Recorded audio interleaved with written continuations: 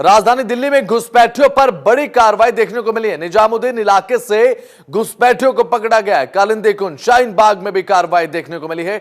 12 बांग्लादेशियों को detention camp भेजा गया है। घुसपैठियों पर डीसीपी साउथ वेस्ट दिल्ली का बयान भी सामने आया। कहा 1000 लोगों की जांच की गई। 1000 लोगों की जो जांच की गई उसमें 400 लोग संदिग्ध पाए गए। आप अंदाजा लगाइए कि यहां पर जांच की गई जिसमें से 400 लोग संदिग्ध पाए गए हैं। इसका मतलब 40% का यह आंकड़ा होता है।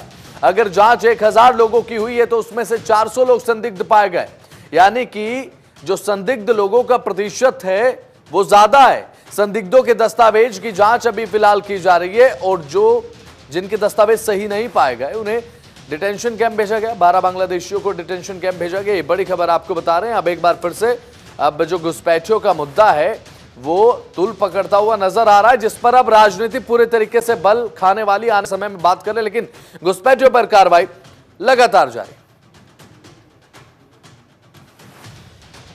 लोगों ने अब तक 12 बांग्लादेशी पकड़े हैं, जो अलग अलग थाना क्षेत्रों से हमने पकड़े हैं। कुछ निजामुद्दीन से हैं, कालिंदी कुंज और शाहीन बाग और सरिता विहार इलाके से हम लोगों ने इनको डिटेन किया है और सब के सब जो है डिटेंशन कैंप में भेज दिए गए हैं।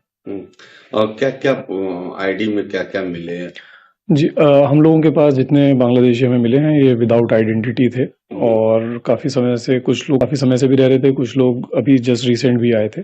तो अलग अलग अवधि से ये लोग हमारे इलाके में रह रहे थे जिनको पकड़ा गया।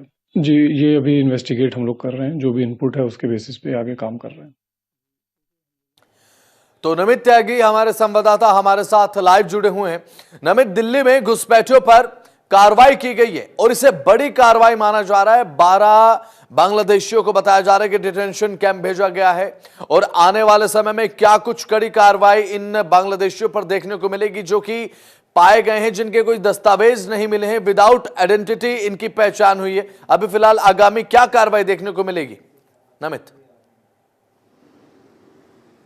देखिए, बिल्कुल निश्चित तौर पर चुनाव से पहले जो दिल्ली के उपराज्यपाल हैं विनय कुमार सक्सेना, उनकी तरफ से दिल्ली पुलिस और मुख्य सचिव को यह आदेश दिया गया था कि दिल्ली के अंदर जो अवैध तरीके से बांग्लादेशी घुसपैठिया रह रहे हैं उनकी पहचान की जाए और उनके ऊपर एक्शन लिया जाए। पिछले दिनों हमने देखा है कि दिल्ली पुलिस की तरफ से जो अवैध बांग्लादेशी घुसपैठिया हैं उनको लेकर एक वेरिफिकेशन जो है वो अभियान चलाया जा रहा है। दिल्ली के अंदर कुछ इलाकों को चिन्हित किया गया है, चाहे उसमें शाहीन बाग है, कालिंदी कुंज है, निजामुद्दीन है, वसंत कुंज के भी कुछ इलाके हैं, सरिता विहार हैं। ये कुछ ऐसे इलाके हैं जहां पर अमूमन ये माना जाता है कि जो अवैध बांग्लादेशी घुसपैठिया हैं वो अवैध तरीके से यहां पर काफी सालों से रह रहे हैं। उनके खिलाफ ये जो वेरिफिकेशन अभियान है वो दिल्ली पुलिस चला रही है और जो जानकारी मिल रही है पिछले 3-4 दिनों में तकरीबन 12 ऐसे बांग्लादेशी घुसपैठिया हैं जो कि पूरी तरीके से संदिग्ध पाए गए हैं, जिनको इनके देश यानी कि डिटेंशन कैंप भेज दिया गया है। इसके अलावा 1000 से ज्यादा लोगों की जो है सैंपल लिए गए हैं, उनकी पहचान की गई है, जिसमें से 400 लोग जो है वो संदिग्ध पाए गए हैं।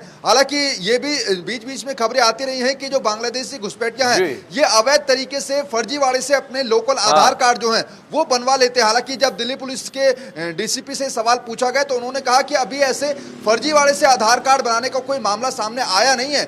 जैसे ही इस तरीके का मामला भी हमारे सामने आएगा कि फर्जी तरीके से आधार कार्ड बनाए जा रहे हैं तो ऐसे लोगों के खिलाफ भी एक्शन होगा।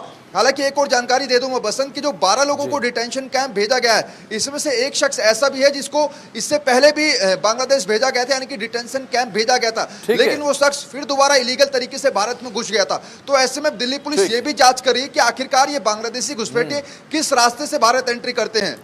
चलिए ठीक है, बहुत बहुत शुक्रिया नमित, आपने डिटेल्स दर्शकों को बताई और तमाम जानकारी साझा की। बहुत बहुत शुक्रिया।